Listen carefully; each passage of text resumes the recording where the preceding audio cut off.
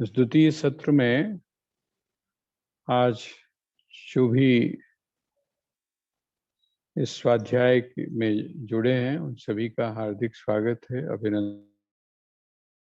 सभी के स्वास्थ्य की शारीरिक और मानसिक और आध्यात्मिक हम कामना करते हैं कि आप सभी स्वस्थ रहें, निरोग रहें और इसी प्रकार श्रीमद् भगवद गीता के चिंतन के द्वारा आप आध्यात्मिक प्रगति अपने जीवन में करते रहें।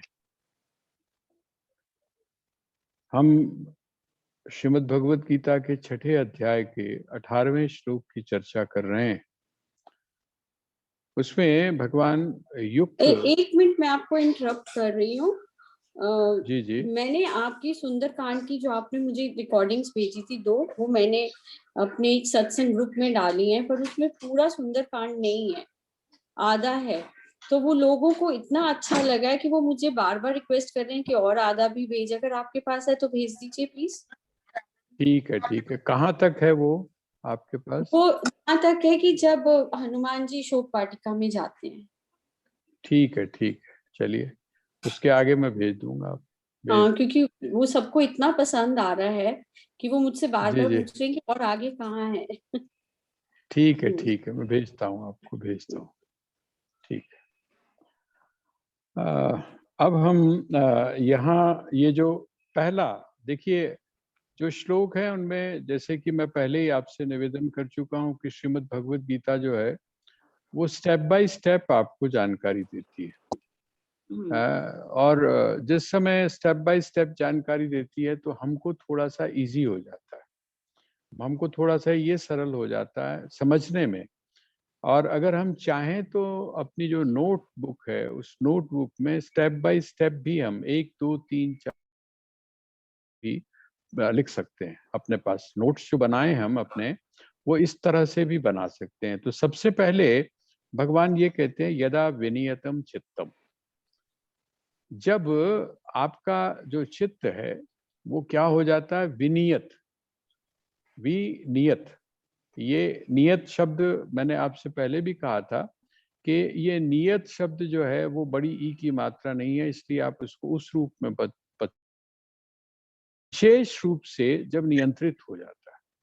विशेष रूप से नियंत्रित का अर्थ क्या है? विशेष रूप से नियंत्रित शब्द का अर्थ है कि बिल्कुल अंदर तक, जैसे बोलते हैं ना कि अच्छी तरह साफ करो।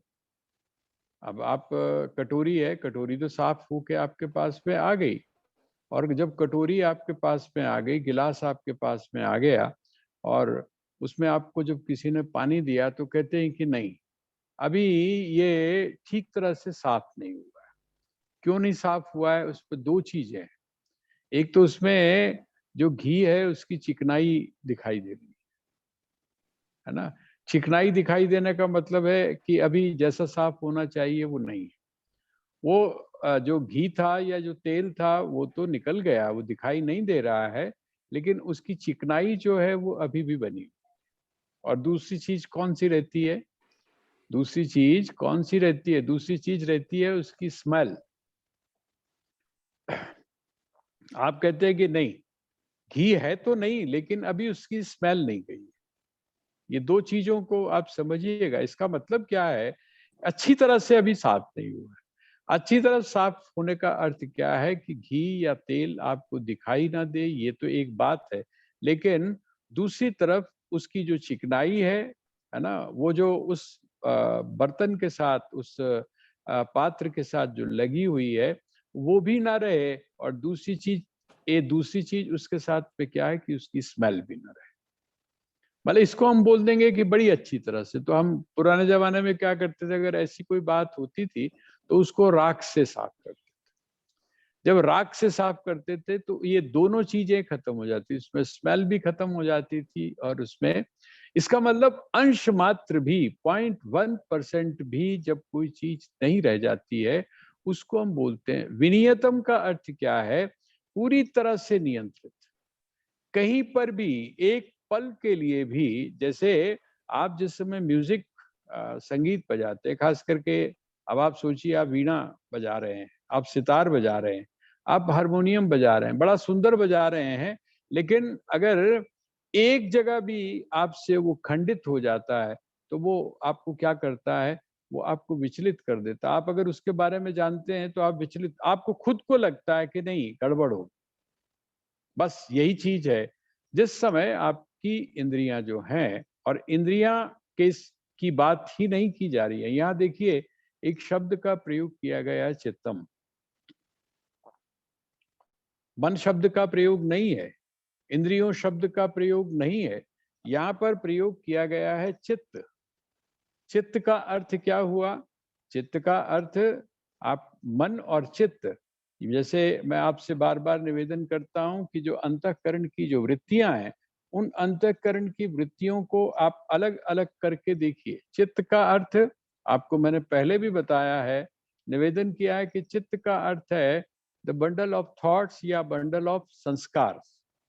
आपके जो संस्कार हैं वो जहां पर एकत्रित हो रखे हैं, और वही जो है वो कहां से, वो जो चित्त है, आपने इंद्रियों को वश में कर लिया, आपने बाहर से मन को भी एक तरह से वश में कर लिया, लेकिन आपका जो चित्त है, उस चित्त में जो छुपा हुआ संस्कार है, उसमें जो प्रसुप्त संस्कार है, वो यदि उठकर आ जाता है तो भी आपके मन में किसी तरह से वो आपका जो बैलेंस है, चाहे वो शरीर का बैलेंस हो, चाहे वो मन का बैलेंस हो, चाहे वो आध्यात्मिक धरातल पर जो आप साधना कर रहे हैं, उस साधना के बीच में अवरोध के रूप में आने वाला जो वो अंश है, वो उठकर खड़ा होगा तो आपको परेशानी देगा।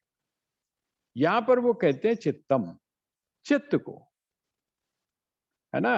यदा विनियतम चित्तम आत्मनि एव अवतिष्ठति। आत्मनि, स्वयं में ही, आत्मा में ही, अवतिष्ठति, जिस समय आप अपने चित्त को क्या करते हैं, संयमित करके, आप अपने चित्त को पूरे संयम के साथ क्या करते हैं, आत्मनि एव तिष्ठति, आप उसको आत्मा में ही लगा देते हैं। वो जो चित्त से जो उठने वाले संस्कार हैं, उन संस्कारों के परिणाम स्वरूप जो विषयों के प्रति आपका जो आकर्षण है, भोग के प्रति आपका आकर्षण है, वो आपके भीतर नहीं रहता है, बल्कि आप उसको कहाँ लगा देते हैं, आप उसको आत्मा में लगा देते हैं। अब आत्मा में लगाने का अर्थ क्या है? आप विराट पुरुष के रूप में आत्मा में लगा देते हैं। आप जो उसका जो एक ईश्वर रूप है, ईश रूप है, आप राम के रूप में, कृष्ण के रूप में, वहां पर आप उसको लगा देते हैं। आप अपने भीतर प्रवेश करते समय आपके भीतर जो विराजमान आत्म तत्व है, उस आत्म तत्व में आप उसको लगा देते हैं। और यहाँ अवतिष्ठते कहा है। अवतिष्ठते का अर्थ क्या है? तिष्ठति, तिष्ठति मैंने होता है बैठना। जब आप अपने आप को स्थित करते हैं, आपने वहां अभी तक आप कहां पर आपका जो आधार है, आप किसके ऊपर बैठे हुए हैं? आपका जो आधार है, अर्थात आप किसके ऊपर बैठे हैं, कौन आपका आधार बना हुआ है? अभी तक आपका जो आधार है वो विषय है, आपकी आधार अभी तक वस्तुएं हैं, आपका आधार अभी तक व्यक्ति है, आपका आधार अभी तक आत्मा नहीं है या आत्म तत्व नहीं है।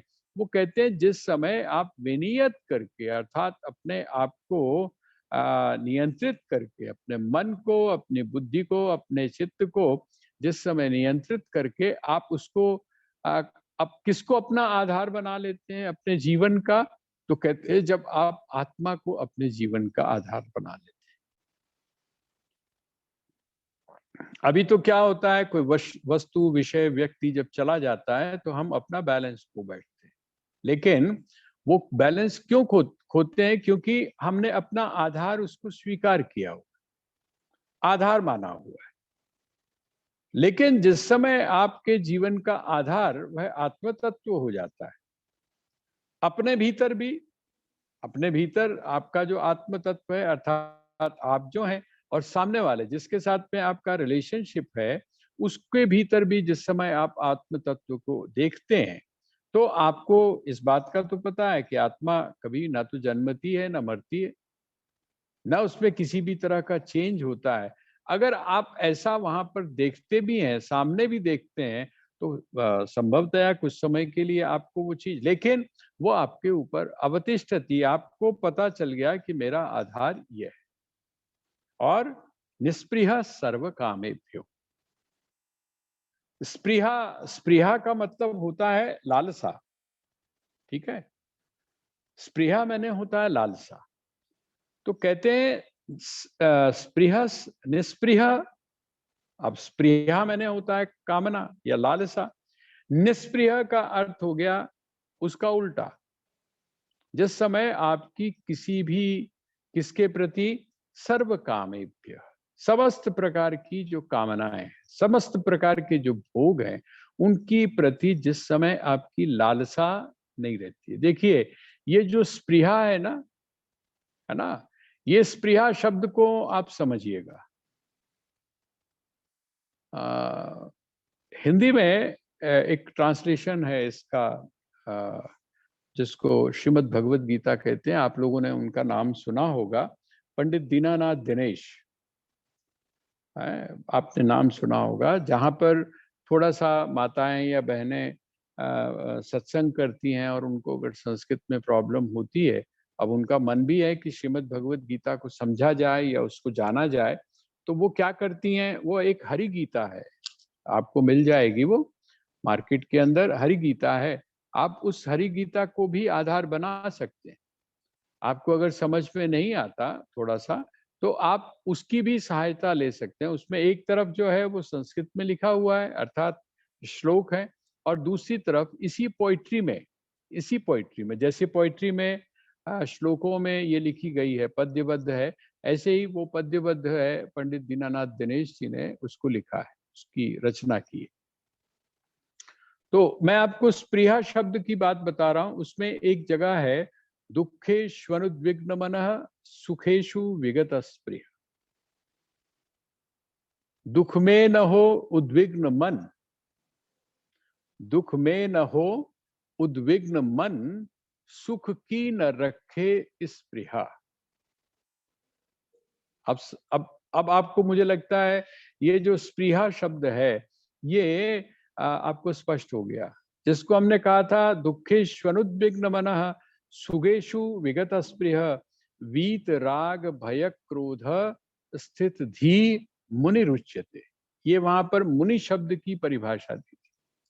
मुनि शब्द का अर्थ क्या है, जो मनन करता है। और जो मनन करने वाला मुनि है उसके अंदर ये चीजें होती हैं। या यदि आप इस प्रकार की धारणा करते हैं तो कुछ समय के बाद में आप मुनि की श्रेणी में आ सकते हैं। मुनि की श्रेणी में अलग अलग शब्दों का प्रयोग है। आपने देखा होगा, ऋषि और मुनि हम अलग दोनों शब्दों का प्रयोग करते हैं। ऋषि अलग है और मुनि अलग, संत अलग है और महात्मा अलग, ठीक है, सन्यासी अलग है और योगी अलग। ये अलग अलग शब्दों की जो टर्मिनोलॉजी है, इसको अगर हम समझ लेते हैं तो बहुत कुछ एक साधक के रूप में हमारे सामने स्पष्ट हो जाता है। यहाँ पर वो कहते हैं निस्पृह। जो स्पृहा है वो किसको लेकर है, वो सुख को लेकर। निष्प्रिय इसका मतलब वो सुख की लालसा उसमें नहीं है। सुख किससे मिल रहा है, आनंद की बात नहीं हो रही है। सुख किससे मिल रहा है, कहते सुख मिल रहा है आपको विषयों से। सुख आपको प्राप्त हो रहा है व्यक्तियों से। खुद सुख की कामना या सुख की अपेक्षा आप कहाँ कहाँ कर रहे हैं, आप जिस समय देखेंगे तो आपको स्पष्ट हो जाएगा। कहते हैं उसकी स्पृहा न करे, अर्थात उसकी लालसा अपने मन में न करे। निष्प्रिय सर्व कामेभ्यो, समस्त प्रकार की जो कामनाएं हैं, समस्त प्रकार की जो कामनाएं हैं उनके प्रति इस लालसा ना हो। आप कहेंगे इसका मतलब सब कुछ छोड़ छाड़ के बैठ जाए, खाना छोड़ दें, पीना छोड़ दें, पहनना छोड़ दें, घर में रहना छोड़ दें। ये जो रोज के हम लोग एक्सट्रीम बहुत सोचते हैं। या तो हम करने की बात सोचते हैं और या फिर हम छोड़ने की बात सोचते हैं। और भगवान क्या कह रहे हैं, ना आपने करने की बात सोचनी है, ना आपने छोड़ने की बात सोचनी है। आपने करना क्या है, आपने करते करते करते करते स्वयं को उससे मुक्त रखना है। अर्थात आप कर्म कर भी रहे हैं, लेकिन भीतर कोई भी चीज आपको बांध नहीं रही है, वो छूटा हुआ ही है। वो चीज जो है वो छूटी हुई है। हाँ, पर इंसेंटिव, हाँ जी, जैसे वो तो मिलेगा। बच्चे काम वो तो करते हैं उनको इंसेंटिव मिलता है, कर्म का इंसेंटिव। नहीं नहीं, वही वही मैं कह रहा हूँ, वो तो मिलेगा ही मिलेगा ना। ऐसा है, देखिए दो चीजें हैं। एक तो ये है कि हम उसको इन्वॉल्व करके हम ये मानते हैं कि हमने किया और हमको मिला। दूसरी बात यह है कि जब आप कर्म कर रहे हैं तो वो जो इंसेंटिव है वो कौन देगा, वो कर्म अपने आप ही देगा।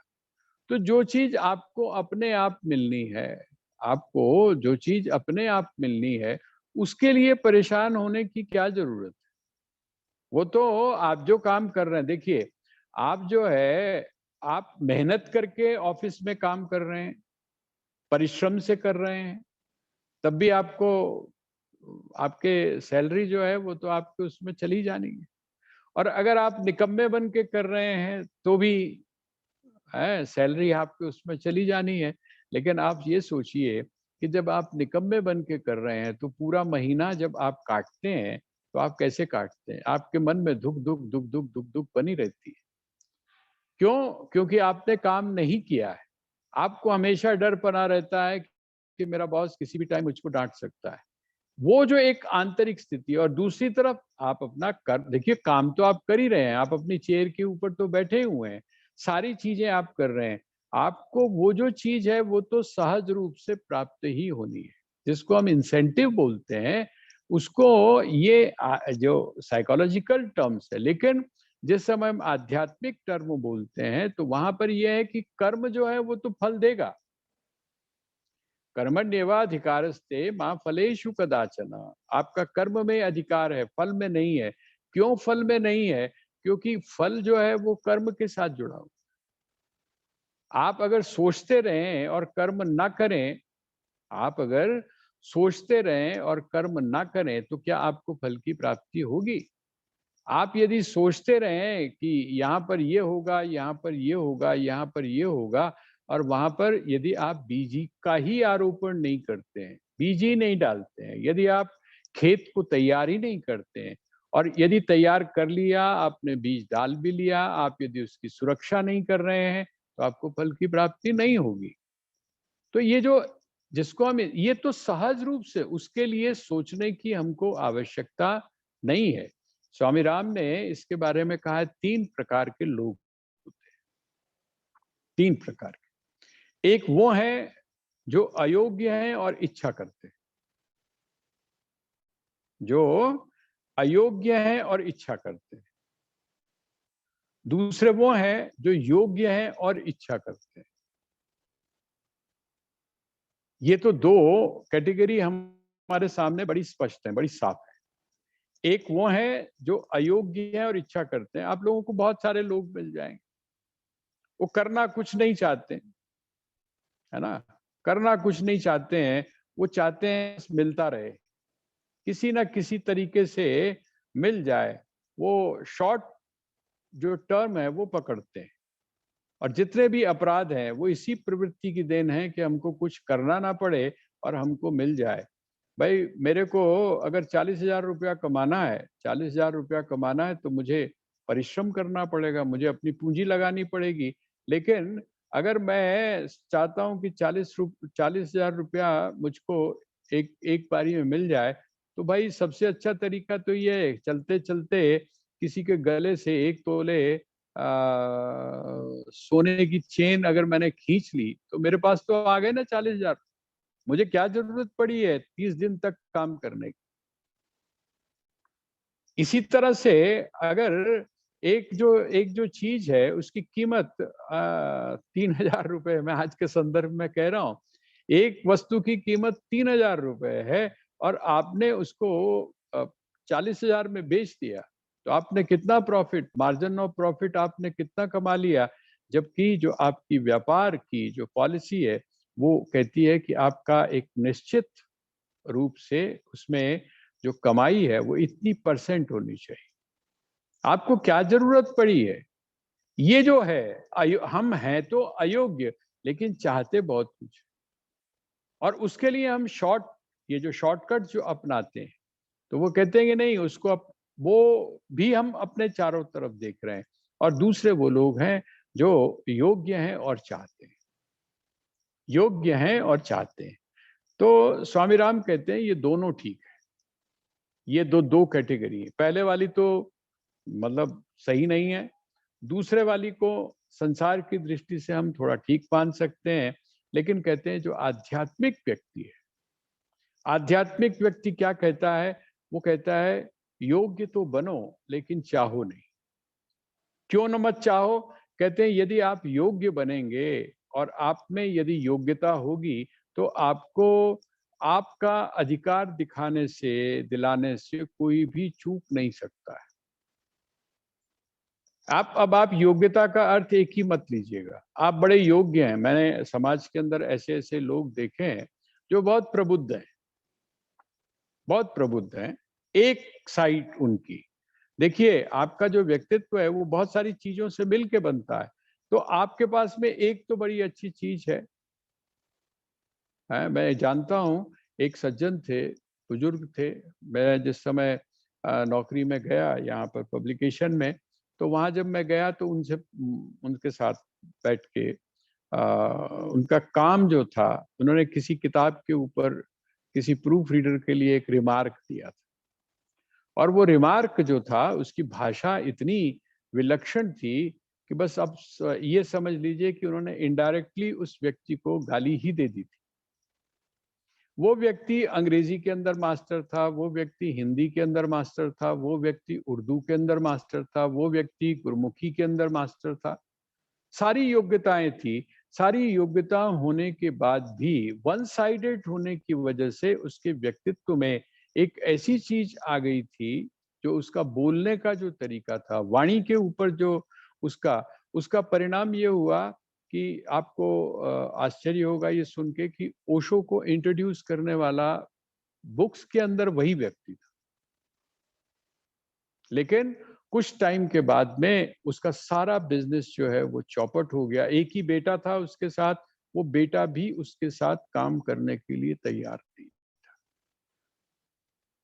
तो वो जो हम कहते हैं ना कि योग्य है जी फिर भी हमारा काम नहीं हो रहा, तो आप देखिए कि वो जो आप में योग्यता है, वो योग्यता संपूर्ण योग्यता है या आप उसका एक छोटा सा अंश लेकर आप चल रहे हैं और आप उसी को योग्यता मान रहे हैं।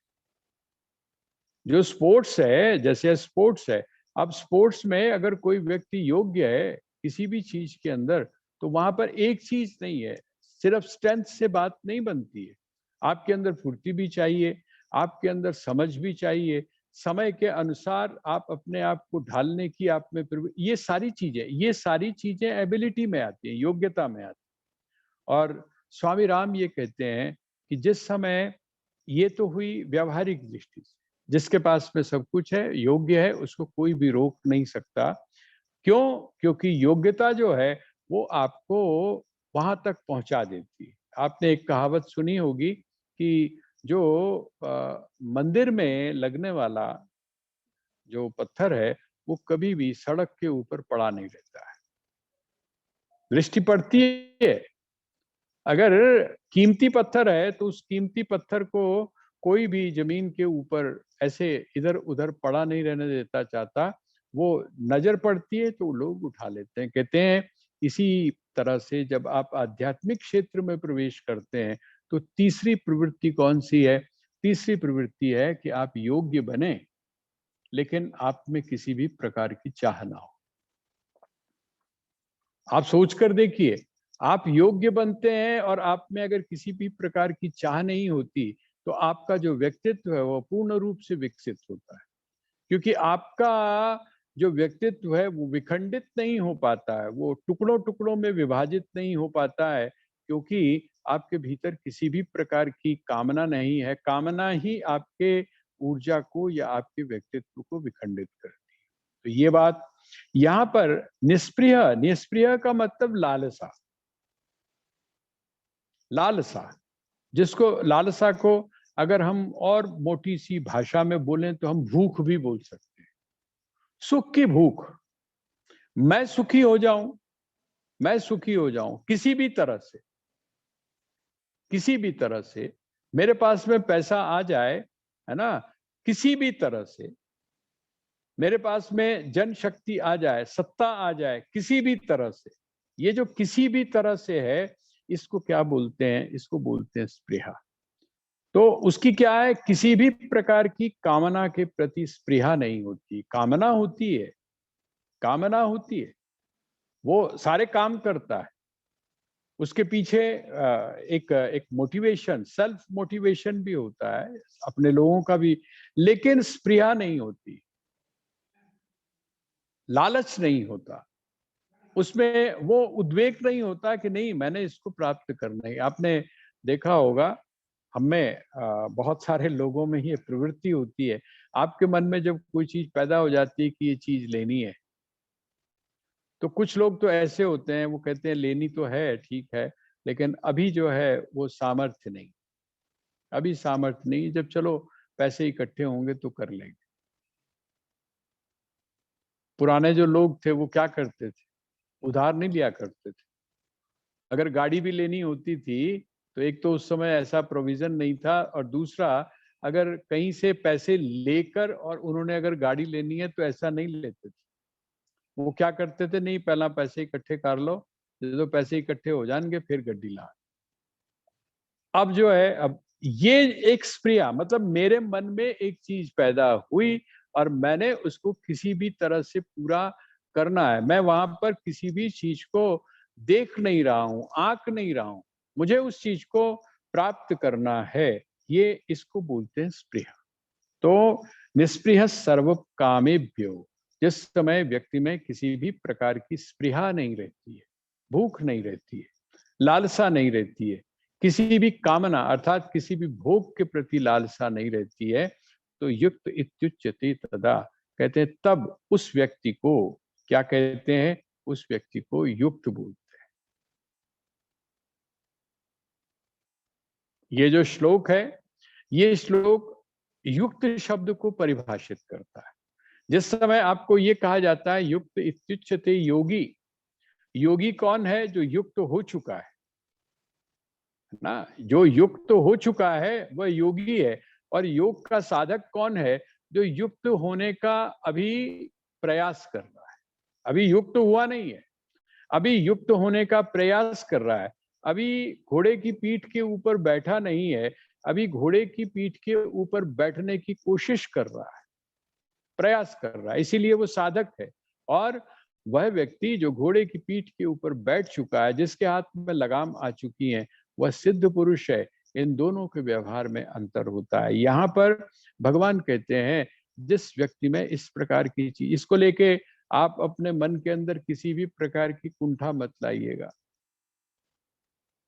जब बहुत आदर्श की बात होती है तो कभी कभी हमारे जीवन में कुंठा आ जाती है। साढ़े को लोते होया नहीं, असि इतने साल तो लगे हुए हैं, इतने साल से हम जो है फलानी जगह जा रहे हैं, इतनी जगह पर, हाँ इनमें से तो हमें कोई चीज दिखाई नहीं देती। आपको कुंठित होने की कोई आवश्यकता नहीं है। क्यों कुंठित होने की आवश्यकता नहीं है? इसलिए कि साधक पहले आपको बनना पड़ता है, तभी आप क्या बनते हैं? तभी आप सिद्ध बनते हैं। पहले आप कच्ची में जाते हैं, फिर पक्की में जाते हैं, फिर पहली में जाते हैं, करते करते प्राइमरी करते हैं, फिर 8वीं करते हैं, मिडिल करते हैं, फिर इंटरमीडिएट करते हैं। ये क्रम है पूरा। आप जो है अभी 8वीं में हैं और आप इस बात को लेकर कुंठित हो जाएं कि मैंने एमए, अभी तक एमए वालों से मैं पीछे हूं, स्वामी राम कहते नहीं, ऐसा, ऐसी सोच जो है वो साधक की नहीं होनी चाहिए। साधक का मतलब है वो समझे अपने आप को कि मैं साधक हूं, मैं कर रहा हूं। हाँ, इस बात का जरूर वो ध्यान रखे कि वो अपनी प्रोग्रेस रिपोर्ट जो है उसको स्वयं अच्छी तरह से देखता रहे। तो ये हो गया। अब दूसरी, अगला जो श्लोक है वो आपकी मानसिक स्थिति को बताता है। और ये बड़ी साधारण है। हम लोग सब दीपक हमारे यहाँ भले ही न रहा हो, अब हम लोगों ने तो सबने क्या, सबके पास घर में लाइट आ गई है, अच्छी लाइट्स आ गई है ना, तरह तरह की आ रही हैं। तो प्रकाश जो है वो प्रकाश तो हम लोग लाइट से कर रहे हैं, लेकिन अभी भी एक जगह ऐसी है जहां हमें दीपक की आवश्यकता पड़ती है। एक जगह है, और मुझे लगता है हर घर के अंदर वो एक जगह ऐसी है जहां पर कि दीपक की आवश्यकता पड़ती है। और जिस समय हम उसको देखते हैं, उसके आधार के ऊपर हम अपनी मन की स्थिति का अंदाजा लगा सकते हैं। यहाँ पर एक रामचरितमानस का मुझे एक संदर्भ याद आ रहा है।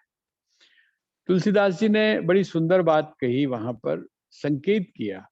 वो कहते हैं, राम नाम मणि दीप धर, राम नाम मणि दीप धर, जीह देहरी द्वार।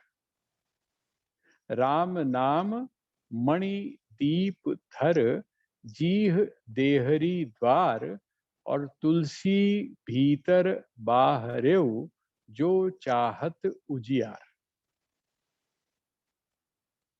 बस ये जो मैंने अभी आपको कहा ना, सिद्ध और साधना की स्थिति, ये इसको आप इस उदाहरण से भी आप समझ सकते हैं। वो कहते हैं, है क्या, कहते हैं जो दीपक है, दीपक दीपक को आपको संजोना पड़ता है। दीपक जो है वो आपके साधना की स्थिति है। दीपक साधना की स्थिति कैसे, कहते हैं कि सबसे पहले आप मिट्टी का वो जो, अगर आप खुद बनाएं तो आपको ज्यादा समझ में आएगा, लेकिन चलो आप बनी बनाई जो दीपक है, वो जो जिसको आप दिया बोलते हैं, वो दिया ले आते हैं। और दिया ले आने के बाद में फिर क्या करते हैं, आप एकदम उसमें तेल या घी नहीं डालते हैं, आप क्या उसको पानी में पहले भिगो देते हैं, जो सही परंपरा है। ठीक है, आपने पानी में भिगो दिया, उसने पानी पी लिया। पानी पीने के बाद में फिर जब वो सूख गया, तब आपने उसको क्या, हम तो कहते हैं शुद्ध हो गया, है ना, शुद्ध हो गया। लेकिन वो एक इसका प्रोसेस है। जब उसने पानी पी लिया, अब ये निश्चित हो गया कि अब उसकी जो प्यास है, उस तरह की जो प्यास है, वो उसकी शांत हो गई। और जब वो प्यास शांत हो गई, तो उसमें जब आप तेल डालते हैं या घी डालते हैं, तो वो घी या तेल को नहीं पीता है। अगर पीता भी है तो उसकी जो मात्रा है वो बहुत कम होती है। उसके बाद में फिर आप तेल डालने के बाद में फिर आप बत्ती जो है रुई की बत्ती बनाते हैं, उसको बीच में डालते हैं, है ना। बीच में डाल के आप उसको जला लेते हैं। और जब जला लेते हैं, वो दीपक जल जाता है, तो फिर आपको क्या ध्यान रखना पड़ता है। आप भाई, अब आप सत्संग कर रहे हैं, आप हनुमान चालीसा का पाठ कर रहे हैं, आपने 5 करने हैं, या फिर आप क्या करते हैं, आप इस बात का ध्यान रखते हैं कि बुझे नहीं। आप इस बात का ध्यान रखते हैं कि बुझे नहीं। किसी ऐसी जगह पर रखते हैं जहां पर हवा ना हो। और उस हवा से बचाने के लिए आजकल आपके पास में एक और प्रोसेस आ गया है। वो क्या है कि आप शीशा जो है ना, शीशे को, जिसको आप चिमनी बोलते हैं, आप चिमनी को ऊपर रख देते हैं। अच्छा, जब चिमनी ऊपर रखी जाती है, तब आप जरा देखिएगा कि उस दीपक की जो लौ है, उसकी क्या स्थिति होती है। और जरा आप चिमनी हटाकर देखिए, तब आप देखिए उस दीपक की क्या स्थिति होती है। तो कहते हैं, यहां पर यही कहते हैं, यथा दीपो निवातस्थो निंगते सोपमा स्मृता, योगिनो यत चित्तस्य युञ्जतो योगमात्मनः। कहते हैं वह जो योगी है, जिसको अभी युक्त कहा गया, वो जो युक्त योगी है, इसको आप अगर श्रीमद् भगवद उसमें श्री रामचरितमानस में यदि आप जाएंगे, तो उसमें उत्तर कांड के अंदर, उत्तर कांड में इसी प्रकार के दीपक की उपमा लेकर, और वो जो दीपक है उसमें कौन कौन सी चीज क्या क्या है, वो मानस में बड़ी सुंदर तरीके से समझाई गई। बाती किस चीज की बनाएं, वो जो बर्तन है, वो पात्र जो है जिसमें आप दीपक जलाते हैं वो क्या है, वो जो आप उसमें तेल या घी डालते हैं वो क्या चीज है, ये बड़ी सुंदर वहां भक्ति के एक को माध्यम रख के या भक्ति को केंद्रित करके ये सारी चीज बताई गई। यहाँ पर भगवान कहते हैं यथा दीपो निवातस्थो। निवात, निवातस्थो का मतलब वात मैंने क्या होता है, वात मैंने होता है वायु, ठीक है, वात मैंने होता है वायु। और निवात का अर्थ क्या हुआ, निवात का अर्थ हुआ जहां पर वायु ना हो। और निवातस्थो का मतलब क्या हो गया, निवातस्थ है वैसे, है ना, ये वो व्याकरण के आप चक्कर में आप निवातस्थ है ना, यथा दीपो निवातस्थो या यथा दीपः निवातस्थ, ऐसा हम दोनों तरह से इसको समझने के लिए कर सकते हैं। कहते हैं निवातस्थ, निवातस्थ का मतलब क्या हुआ, कहते हैं जहां पर वायु नहीं है वहां पर जिस समय आप दीपक को रखते हैं तो वो क्या हो गया, दीपो निवातस्थ। निवात अर्थात जहां पर वायु नहीं है वहां पर रखा हुआ दीपक जैसे नेंगते, नेंगते का अर्थ क्या हुआ, वो हिलता नहीं है, हिलता नहीं है। वो जो दीपक है उसकी जो लौ है वो लौ हिलती नहीं है। इसी तरह से योगिनो यत चित्तस्य युंजतो योगम आत्मनः। इसी प्रकार जिस योगी की स्थिति आत्मा में हो जाती है, स्वयं में हो जाती है, ऐसा जो योगी है वो क्या है, वो कहते हैं कि बस आप उसके चित्त की स्थिति को आप वैसा ही समझिए जैसे बिना वायु के स्थान के ऊपर रखा हुआ जो दीपक है उसकी शिखा अर्थात उसकी जो वो है ज्योति जो है वो हिलती नहीं है। कहते हैं इसी प्रकार जो योगी है उसका जो चित्त है वो चलायमान नहीं होता है, वो हिलता नहीं। और वो जो मैं आपको उपमा दे रहा था वहां पर उन्होंने कहा कि नहीं, आप क्या करें, कहते हैं आप साधना करते करते करते अपना जो मन है, अपना जो चित्त है, उस चित्त को क्या करें, आप दीपक की तरह नहीं बनाएं, आप उसको मणि की तरह बनाएं। आप उसको क्या करें, मणि की तरह बना लें। कहते जब मणि की तरह बना लेंगे तो मतलब तो प्रकाश से है ना, अंधकार को समाप्त करना है। और जब अंधकार को समाप्त करना है तो उसके लिए प्रकाश की आवश्यकता है। जब मणि जो है उस मणि से निकलने वाला जो प्रकाश है, क्योंकि उस मणि के ऊपर वायु का किसी भी तरह से कोई असर नहीं होता है। वो जो मणि है उस मणि के ऊपर किसी भी, तो वो उसको आप चाहे बहुत तेज वायु में रख लें, बहुत तेज अंधड़ में भी रख लें, तब भी क्या होगा उसके ऊपर, क्योंकि बुझने का कोई मतलब ही नहीं है। वो जो मणि है वो मणि किस प्रकार की है, वो अपने भीतर से, अपने भीतर से, ये तो क्या है बाहर से, वो अपने भीतर से प्रकाश को उत्पन्न कर रही है। और वो जो प्रकाश है उस प्रकाश के ऊपर बाहर की चीजों का किसी भी प्रकार से कोई अंतर नहीं पड़ता है।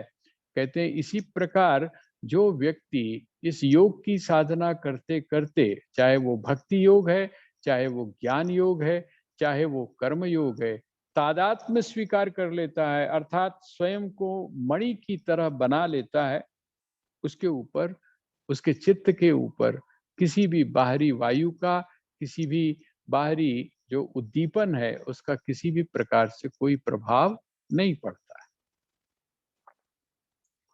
ये एक तरह से उपमा दी उन्होंने।